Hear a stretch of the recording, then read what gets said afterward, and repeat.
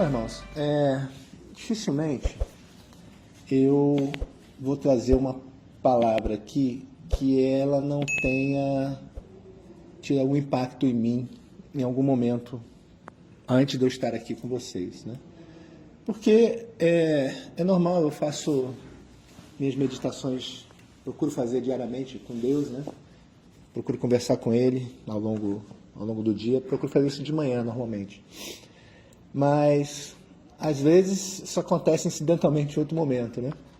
Às vezes eu estou dirigindo, às vezes eu estou fazendo alguma coisa e eu estou ali meditando e conversando com Deus em alguma palavra.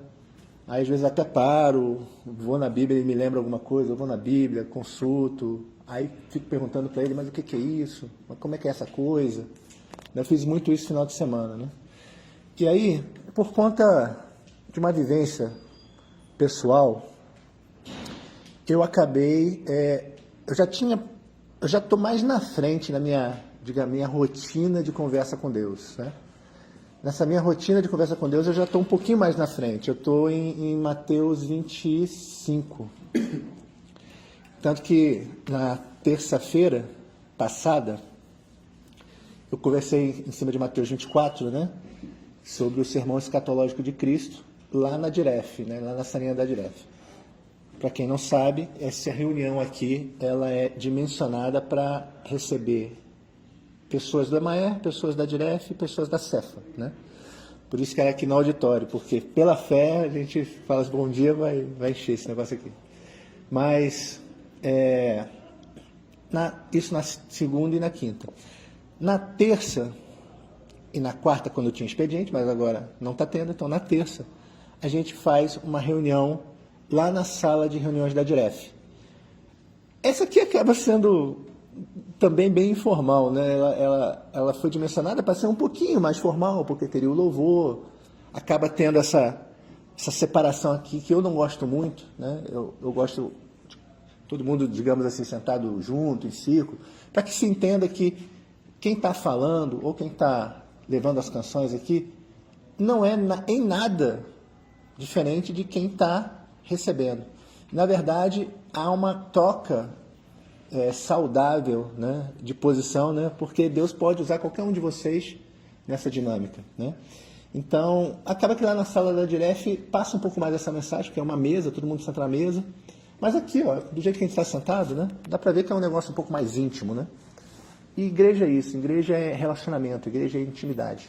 Igreja é você se relacionar verticalmente através do horizontal. Vocês estão entendendo o que eu estou falando. Então, Deus escolheu que nós nos relacionemos com Ele através do próximo. Ele escolheu isso, porque senão Ele não tinha instituído a igreja.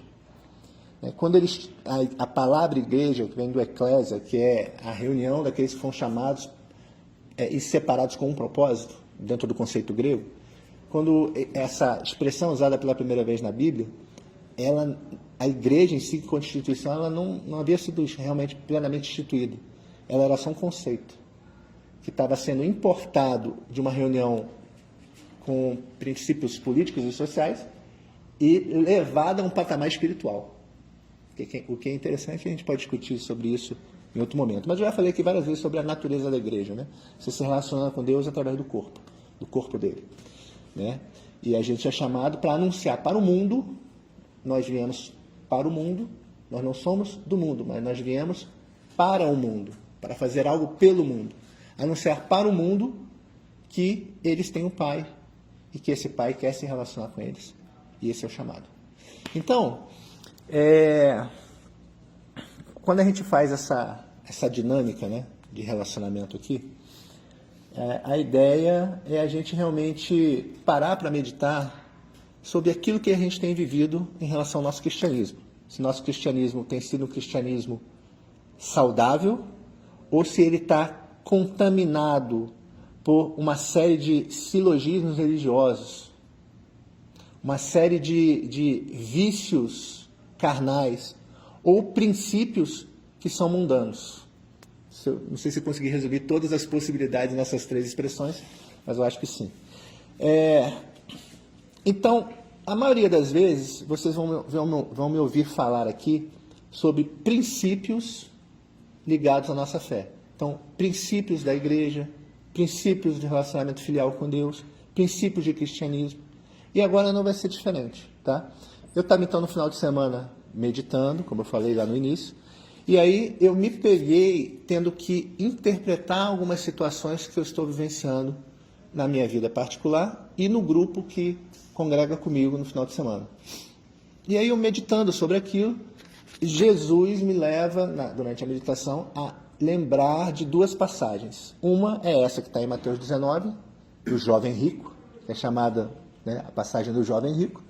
E a segunda, aparentemente não tem nada a ver com essa passagem, mas vocês vão ver que nesse contexto que eu vou apresentar tem, que é a passagem João 6, aonde Jesus começa a pregar sobre o pão da vida, que ele é o pão vivo que desceu dos céus, né? Não tem nada a ver. Realmente, diretamente não tem, mas o princípio por trás, vocês vão ver que tem sim. Eu vou me permitir ler rapidamente as três versões, porque não é tão longa, né? As três versões, a versão que está em Mateus, a versão que está em Marcos e a versão que está em Lucas. Aí eu vou colocar o que eu quero colocar e depois a gente vai esbarrar em João 6, tá bom? Então, eu vou ler porque está gravando aqui, para quem não pôde estar aqui, então fica melhor a gravação, tá bom? Minha versão é a ARA, né? A Almeida Revista e Atualizada. E eis que alguém, aproximando-se, lhe perguntou, isso aqui, eu não vou perder tanto tempo contextualizando como normalmente eu faço, só para vocês entenderem, Jesus estava com os discípulos, aí chega um momento que eles trazem crianças até Jesus, aí Jesus falando, deixa minhas crianças, porque delas é o reino, aí ele meio que vai se apartar, aí esta pessoa interpela ele, vai até ele e o aborda. Então, eis que alguém, aproximando-se, lhe perguntou, mestre, que farei eu de bom para alcançar a vida eterna? Respondeu-lhe Jesus, por que me perguntas acerca do que é bom? Bom só existe um. Se queres, porém, entrar na vida, guarda os mandamentos. Ele perguntou, quais? Respondeu Jesus, não matarás, não adulterarás, não furtarás, não dirás falso testemunho, honra o teu pai e tua mãe e amarás o teu próximo como a ti mesmo. Replicou-lhe o jovem, tudo isso tenho observado. Que me falta ainda? Disse-lhe Jesus, se queres ser perfeito, vai, vende os teus bens, dá aos pobres e terás um tesouro no céu. Depois vem e segue-me. Tendo, porém, o jovem ouvido essa palavra, retirou-se triste, por ser dono de muitas propriedades. Agora vamos lá em Marcos 10, 17. E pondo-se Jesus a caminho, correu um homem a seu encontro e, ajoelhando-se, perguntou-lhe, bom mestre, que farei para herdar a vida eterna? Respondeu-lhe Jesus, por que me chamas bom? Ninguém é bom senão um, que é Deus. Sabes os mandamentos, não matarás, não adulterarás, não furtarás, não dirás falso testemunho, não defraudarás ninguém, honra teu pai e a tua mãe. Então ele respondeu, mestre, tudo isso tenho observado desde a minha juventude. E Jesus, fitando-o, o amou e disse, só uma coisa te falta, vai, vende tudo o que tens, dá aos pobres e terás um tesouro no céu. Então vem e segue-me. Ele, porém, contrariado com essas palavras, retirou-se triste, porque era dono de muitas propriedades. E agora a gente vai em Lucas. Lucas 18. Certo homem de posição, ou seja, um homem importante, perguntou-lhe, bom mestre, que farei para herdar a vida eterna? Respondeu-lhe Jesus, por que me chamas bom? Ninguém é bom, senão um, que é Deus. Sabes os mandamentos, não adulterarás, não matarás, não furtarás, não dirás falso testemunho, honra o teu pai e a tua mãe. Replicou ele, tudo isso tenho observado desde a minha juventude. Ouvindo Jesus, disse-lhe, uma coisa ainda te falta, vende tudo o que tens, dá aos pobres e terás um tesouro nos céus. Depois vem e segue-me. Mas ouvindo ele estas palavras, ficou muito triste, porque era riquíssimo. Em todas as passagens, irmãos, há uma semelhança muito grande. Essa é uma das passagens em que há, assim, uma concordância quase que unânime entre os três evangelhos de como a coisa aconteceu. Inclusive o antes e o depois. Porque todos são unânimes em dizer que foi depois do episódio das crianças e todos são unânimes em dizer que depois os discípulos ficam escandalizados. Fala assim, se é assim, quem pode ser salvo? E aí Jesus, ele replica e fala assim, não, o que é impossível a os homens é possível para Deus. Ou, em outras versões, ele fala, para Deus, nada é impossível. Eu já fiz vários ensinos, inclusive nesse grupo aqui, não com esse quórum, mas aqui nesse lugar na FAB, né, sobre essa passagem. Né? Posso até repetir alguns dos conceitos, mas não é o que eu quero focar agora. Né? De que, por exemplo, quando ele fala isso, olha, os discípulos falam, né, poxa, mas assim ninguém se salva. Né? E aí ele fala, não, o que não é possível aos homens é possível a Deus. Na sequência, acho que 1 ou 2 capítulos depois, mas não muito mais que isso, um pouco depois no ministério de Cristo, ele encontra Zaqueu. E Zaqueu era o quê? Rico, um publicano cobrador de impostos. Né? E o que é interessante, Zaqueu ele defraudava as pessoas, ele era ladrão, vamos falar assim, sendo claro. Né? E ele fala, olha, me convém pousar na sua casa, Zaqueu. E ele vai até a casa de Zaqueu, e Zaqueu se arrepende e fala, olha, se eu defraudei alguém, eu vou devolver 4 vezes aquilo que eu defraudei. O que é interessante é que Jesus replica a Zaqueu, responde a Zaqueu e fala assim, olha, hoje houve salvação aqui, nesta casa, ou na casa de Zaqueu. Né? Jesus não fala assim, não, tem que dar tudo aos pobres. Isso não é interessante? Porque é um outro rico. Por que para o primeiro rico ele falou que o primeiro rico tinha que dar tudo aos pobres, mas para Zaqueu ele não falou isso? Zaqueu só defraudou as pessoas, né? Mas só devolveu 4 vezes mais. Muito provavelmente, pelo volume de riqueza que você tem ali, ele sendo chefe dos publicanos, ele continua rico. Tipo assim, eu sou o Elon Musk, né? Eu tenho, sei lá, uma fortuna de 120 bilhões de dólares. Aí eu defraudei várias pessoas, vou devolver 4 vezes, eu vou, sei lá, vou continuar com 100 bilhões. Eu dei 20 bilhões. 20 bilhões é muito dinheiro. Mas, comparado a 100 bilhões, continua rico. Então, Zaqueu continuou rico. Ele continuou rico. Então, o problema aqui não é a riqueza em si, mas o desdobramento disso na vida daquele cara em específico, do jovem rico. Quando a gente começa a olhar as 3 passagens, a gente vê algumas diferençazinhas, né? Na maneira como a coisa é descrita. Né? Quem era o jovem rico? Olhando as 3 versões, você consegue já ver que o jovem rico ele não era só rico. Ele era o quê? Alguém pegou? De boa posição. Ele era alguém importante dentro da sociedade judaica. Então, ele não tinha só dinheiro, ele tinha status social. E ser importante dentro da sociedade judaica quer dizer que ele tinha voz, por exemplo, dentro do templo. Ele tinha voz dentro do sinédrio, porque a religião e a política elas estavam entrelaçadas. Não tinha aquela divisão entre Estado e igreja, como nós temos hoje. Né? Aquilo ali tudo era entrelaçado, imbricado, vamos dizer assim. Então você tinha essa situação de um homem com status social, um homem com riqueza e um homem com influência, que chega para Jesus e uma das passagens fala assim, bom mestre. Aí Jesus replica, não, por que você me chama de bom? Em Mateus ele fala assim, mestre, que coisas boas eu devo fazer? Aí Jesus replica, olha, bom só Deus. Em todas ele fala, bom só quem está nos céus. Né? Só que em uma versão diz que ele chamou Jesus de bom, e outra diz que ele chamou de bom aquilo que ele iria fazer. A boa exegese de um texto não é olhar e falar assim, caramba, está contraditório. Isso, é complementar. Por que é complementar? É tipo assim, estou eu na rua, e aí estou eu, Machado e o Vanner na rua, andando. Estamos juntos. Aconteceu um acidente. Somos pegados como testemunha. Aí eu lembro que o cara passou o sinal vermelho. O Machado lembra que o outro carro também passou um sinal. E o Vanner lembra que tinha uma pessoa na faixa de pedestre naquele momento. Eu não lembrei de tudo, mas eu lembrei de uma coisa e lembrou de outra. Quando a gente junta os 3, eu tenho um cenário completo. A interpretação é essa, não é... se eu só vi o cara pulando o sinal vermelho, passando o sinal vermelho, e ele só viu o cara na faixa, ou tinha um cara na faixa, ou eu... Não é assim que funciona. Então, a gente tem aqui uma percepção.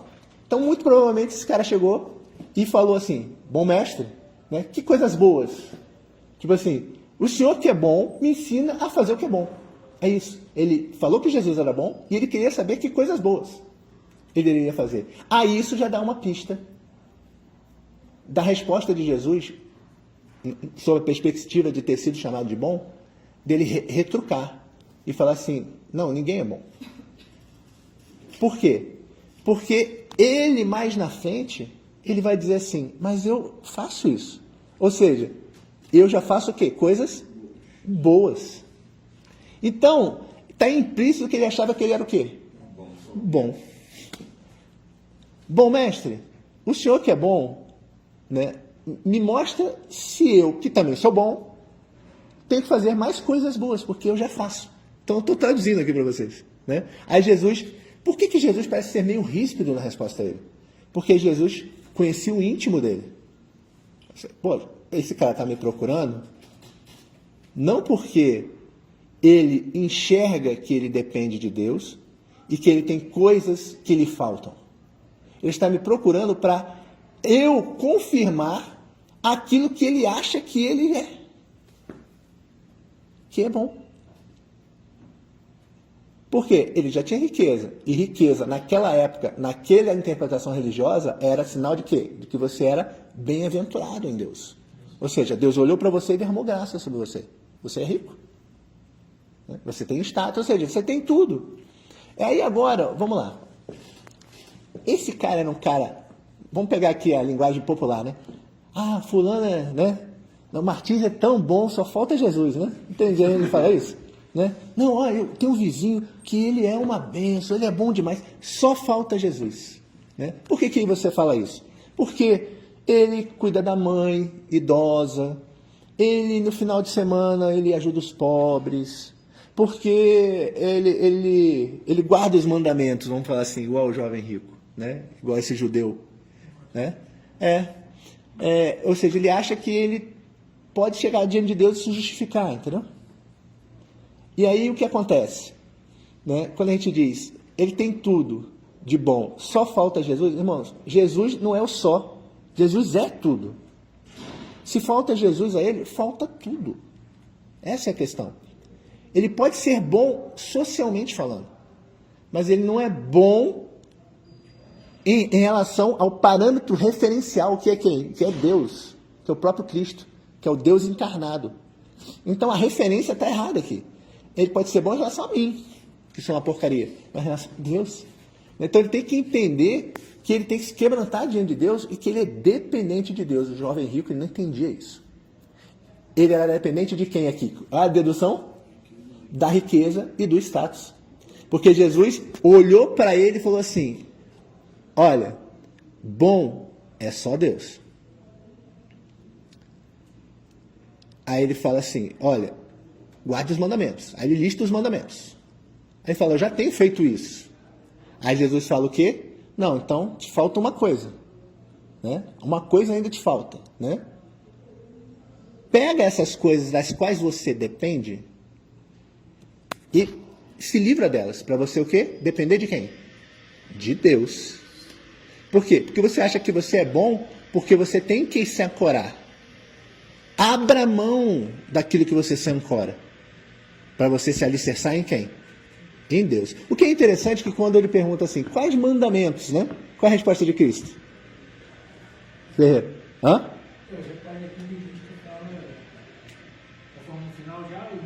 Os mandamentos, quando ele lista os mandamentos. Excelente. Por isso que, ó, o cara, quando eu falei assim, pô, esse cara tem um chamado de ensinar. É que ele repara nessas coisas, entendeu? Não sei se alguém tinha reparado isso. Ele não lista os verticais, ele lista qual? Os horizontais. De homem para homem. Ele não lista, não terá outros deuses diante de mim. Ele não lista guardar o dia de sábado. Ele não lista, né? Ele lista só de homem para homem, de pessoa para pessoa, de ser humano para ser humano. Então, o que ele tinha que aprender aqui? Duas coisas. A não se alicerçar naquilo que ele tinha,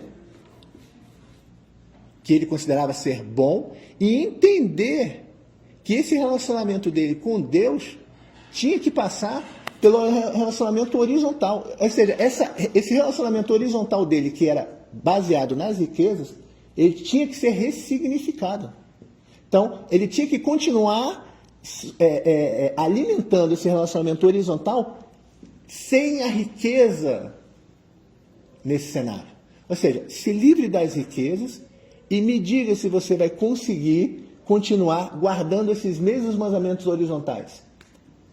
Amando o próximo como você mesmo, ajudando teu pai e tua mãe, sem defraudar, sem roubar.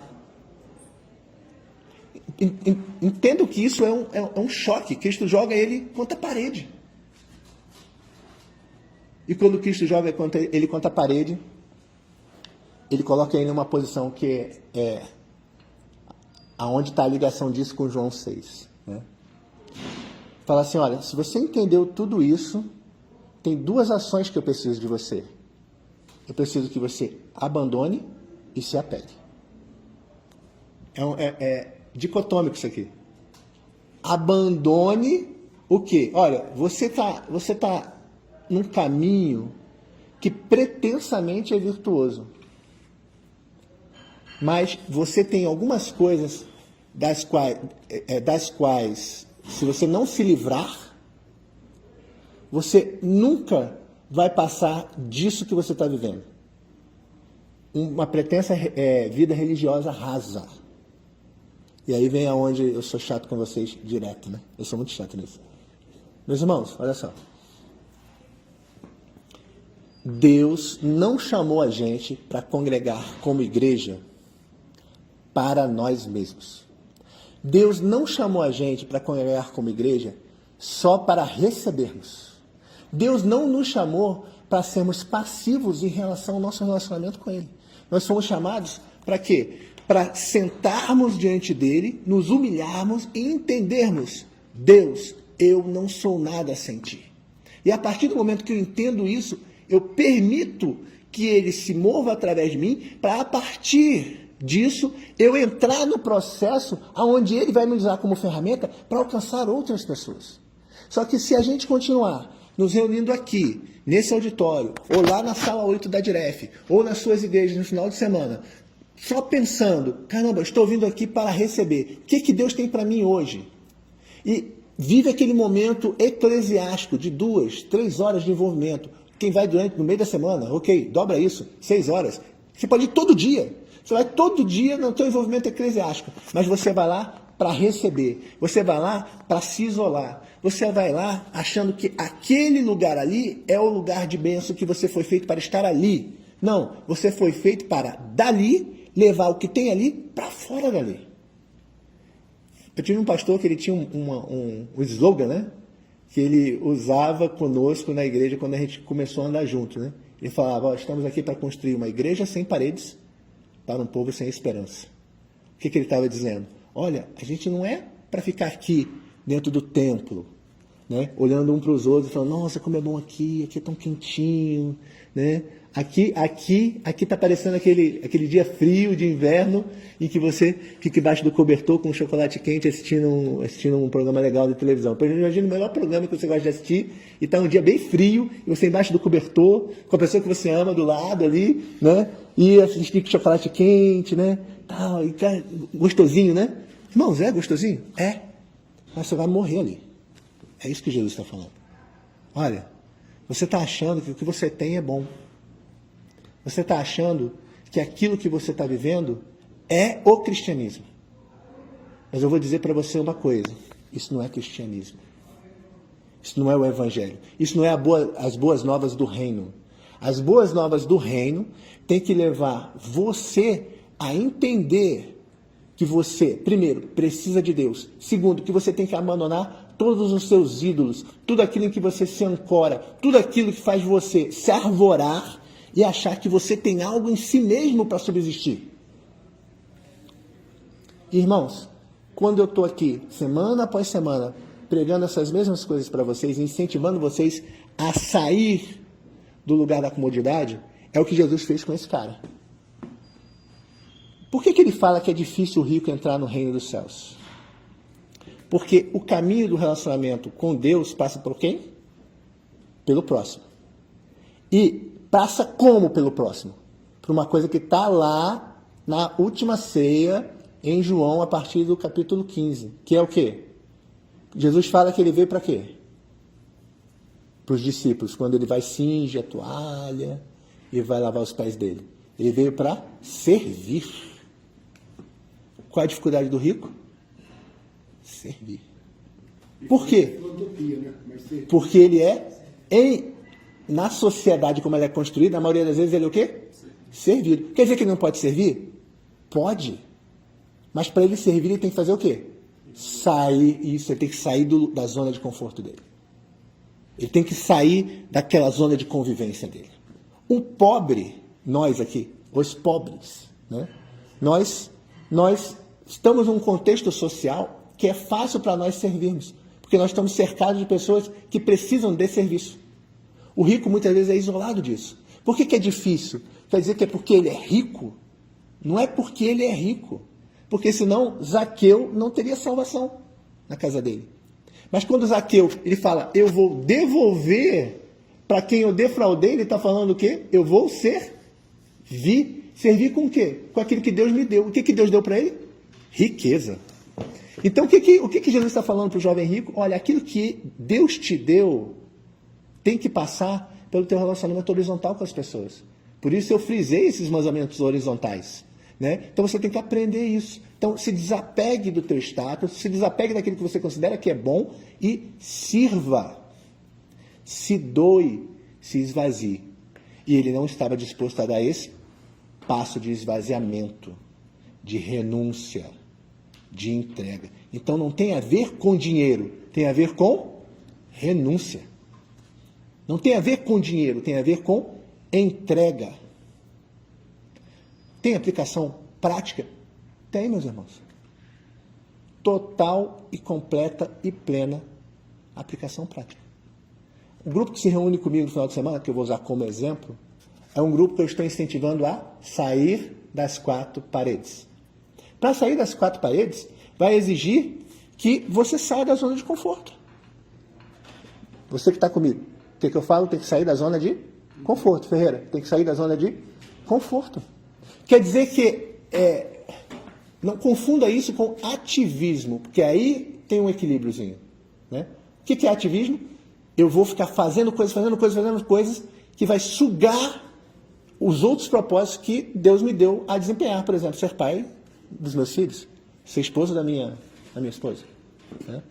Um exemplo, zelar por um bom funcionamento das coisas no trabalho, onde eu dou testemunho da fé. Sim, mas esquece isso, não é isso. É só a questão de você se desafiar a entregar mais. A enxergar que a gente está lá pelo próximo e não por nós mesmos. Que a gente está lá para confiar mais em Deus e não confiar naquilo que nós temos. E aí não é só riqueza. Às vezes o que você tem não é riqueza como jovem rico. Às vezes o que você tem é um status social. Às vezes o que você tem é uma harmonia social. Talvez a tua riqueza do jovem rico seja os seus amigos, seja o seu estudo, pode ser o seu dinheiro, pode ser o seu status social, pode ser o seu status profissional, pode ser o seu conhecimento técnico. Eu não sei em que você está se arvorando para considerar que você é bom. E aí considerar-se bom não é só achar que você é capaz de, mas achar que Deus te deu aquilo e aquilo é o fim em si mesmo. Porque eu sou rico, eu sou bom. Porque eu sou bom, eu consigo zelar pelos mandamentos. Aí Jesus está falando assim, não, você não tem que zelar pelos mandamentos porque você é rico. E você não é bom por causa disso. Você olha primeiro para as pessoas, você tem que olhar além disso. Então você tem que olhar além da sua profissão, você tem que olhar além dos seus diplomas, você tem que olhar além dos seus requisitos técnicos, além dos seus amigos, além da sua harmonia social. Por quê? Porque a tua vida está muito boa, está tudo bonzinho, tudo equilibradinho demais. Mas você não está vivendo isso que Jesus quer que você viva. Então eu estou desafiando você a o quê? A abrir mão. A sofrer um choque na tua vida. Estou desafiando você a quebrar a pretensa harmonia de bondade da tua vida. Ah, minha vida está tão boa. Jesus falou, bom, Assim não. Eu quero que você olhe para fora, para além das paredes, para além do cobertor quentinho do chocolate quente do dia frio. E é exatamente isso que está em João 6. Vamos João 6 para a gente encerrar?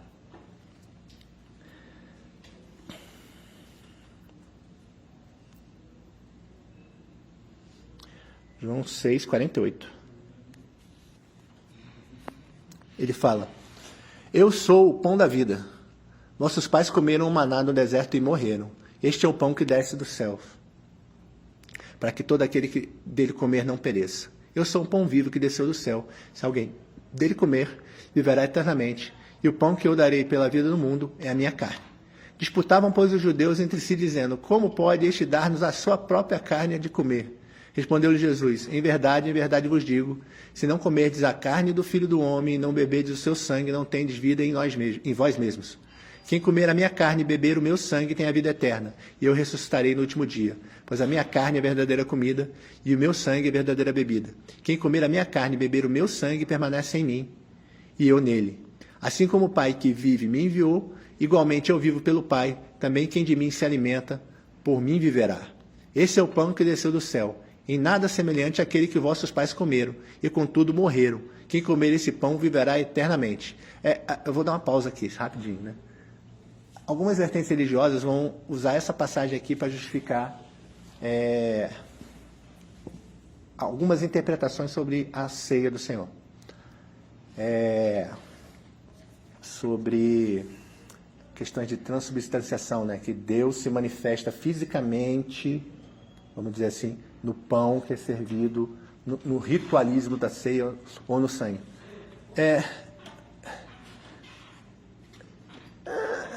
É um pouco forçado fazer isso aqui, pelo contexto que ele está trabalhando com eles. Primeiro, ele já faz uma contradição. Ele fala assim: o que é material não é para a vida. Ele cita o maná e ele cita assim: é um pão que pereceu. Então, ele está fazendo uma dicotomia, mais uma vez, entre o que é material e terreno e o que é espiritual e celestial, vamos dizer assim. Tanto é que mais na frente ele fala assim: essas coisas de Jesus, enquanto ensinava na sinagoga de Cafarnaum. Muitos dos seus discípulos, tendo ouvido tais palavras, disseram: duro é esse discurso, quem o pode ouvir? Mas Jesus, sabendo por si mesmo que eles murmuravam a respeito das suas palavras, interpelou-os: isso vos escandaliza? Que será, pois, se vides o Filho do Homem subir para o lugar onde primeiro estava? O Espírito é o que vivifica. A carne para nada aproveita. As palavras que eu vos tenho dito são Espírito e são vida. Então tá claro aqui, ele explica. Eu não estou falando de coisas materiais. Então, quando você pega essa passagem e você fala assim: não, aqui ele está dizendo que, né, o pão material, ele é revestido de algo e a partir dali ele tem propriedades especiais que nasceram. Está contradizendo o próprio Cristo, que ele está falando: não estou falando disso. Eu não estou falando disso. Né? Um pouquinho mais na frente ele vai aprofundar isso. Ele está falando do quê? Do sacrifício dele na cruz. Ele está falando do sacrifício dele na cruz. Vou continuar aqui a leitura. Ele fala assim: o que tenho dito são espírito e são vida. Contudo, há descrentes entre vós, pois Jesus sabia desde o princípio quais eram os que não criam e a quem o havia de trair. E prosseguiu: por causa disso é que vos tenho dito: ninguém poderá vir a mim se pelo Pai não lhe for concedido. À vista disso, muitos dos seus discípulos o abandonaram e já não andavam com ele. Então perguntou Jesus aos 12: porventura quereis também vós outros retirar-vos? Respondeu Simão Pedro: Senhor, para quem iremos? Tu tens as palavras de vida eterna. E nós temos crido e conhecido que tu és o Santo de Deus. Replicou-lhe Jesus: não vos escolhi eu em número de 12, contudo, um de vós é o diabo. Referia-se ele a Judas, filho de Simão Iscariotes, porque era quem estava para traí-lo, sendo um dos 12. Então Jesus está falando assim: olha,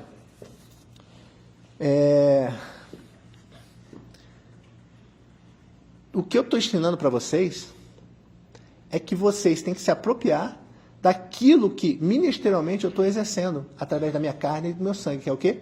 Sacrifício. Está apontando para a cruz.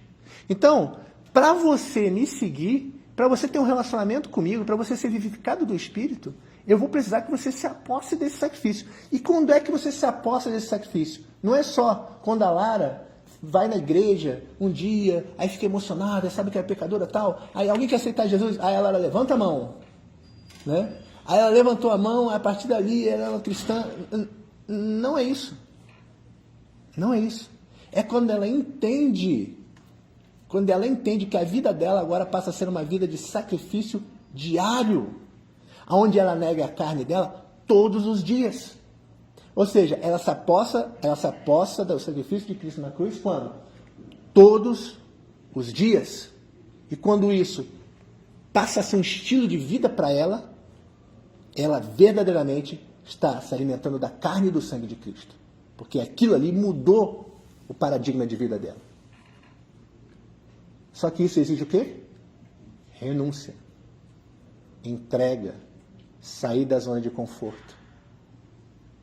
E qual é a resposta que esse pessoal deu? A mesma de quem? Do jovem rico. Saíram fora. Irmãos, vamos ficar de pé para a gente orar e a gente ir almoçar? Daí eu já encerro. Eu me obrigo a encerrar. Irmãos, o que eu posso dizer para vocês é o seguinte. Vamos matar na hora, 50 minutos, 45 minutos. O que eu posso dizer a vocês? Todos os dias eu vou exortar vocês a isso. Renúncia, entrega, esvaziamento. Só que eu entendo, né? Vou parafrasear Jesus aqui. Um de vós é o diabo. No sentido assim, eu sei que vai ter gente aqui que vai ouvir e a resposta que vai dar não é a de Simão Pedro. Qual é a resposta de Simão? Eu não vou a lugar nenhum. Eu vou continuar o quê? Eu sou pecador, eu sou falho, eu sou pequeno, eu tenho dificuldades. Principalmente Simão. Né? Mas eu vou continuar tentando me esvaziar. Eu vou me render. Mas eu sei que vai ter gente que não vai responder como Simão. Vai responder como o jovem rico. Ou como a maioria dos discípulos. Para não dizer todos. E eu não estou falando aqui que eram o quê? A multidão que o seguia, não. Quem é que foi embora? Os discípulos. Lembra que ele tinha os 12, mas ele tinha quem? Tinha os 70, por exemplo. Aqui ele não especifica. Mas era alguma coisa além dos 12, mas que não eram pessoas que ocasionalmente ouviram o Sermão do Monte, por exemplo. Uma vez. Não, eram pessoas que estavam andando com ele. Isso aqui é o maior fracasso ministerial registrado na Bíblia, um dos maiores. Ou seja, depois de uma pregação dele, juntou gente? Não, vazou gente. Foi embora, só ficaram os 12. Só ficaram os 12. A olhos humanos, Martins, isso é sucesso ministerial? A pregação foi boa? Aos olhos humanos, a pregação não foi boa. E fecha que esse ministério desse tal de Jesus aí fracassou. Por quê? Ele tinha 70, vamos pegar 70 para um número baixo. Alguns dizem que esse número aqui era mais que isso. Vamos pegar 70? Então ele tinha 70. Aí fez uma pregação, foram embora 58. Né? E ficou só 12. Ou seja, o ministério dele fracassou. Mas nós somos chamados a esse confronto. Então, examinem vocês mesmos, mesmo se vocês estão vivendo o cristianismo, se é um cristianismo de renúncia e entrega, e se vocês estão mais para Simão Pedro, ou se vocês estão mais para o jovem rico, ou para os discípulos que se evadiram dele. Amém? Wander, ora aí para a gente encerrar. Senhor Deus, Pai amado, Deus bendito, te agradecemos por essa oportunidade que você nos concede de estarmos aqui para meditar na sua palavra e recebermos mais uma porção do seu Espírito Santo e sabedoria do Senhor. Assim como o Senhor nos trouxe em paz, peço que nos leve em paz para o nosso próximo expediente, um almoço abençoado, com gratidão no nosso coração por tudo que o Senhor tem feito em nossas vidas e que o Senhor continue a cada vez mais nos trazendo para a sua presença, para nos humilharmos perante Ti, nos entregarmos verdadeiramente a Ti e recebermos do Senhor os ensinamentos e possamos concluir a obra que o Senhor tem para realizar por meio de nossas vidas. No nome do Senhor Jesus Cristo, te agradecemos. Amém.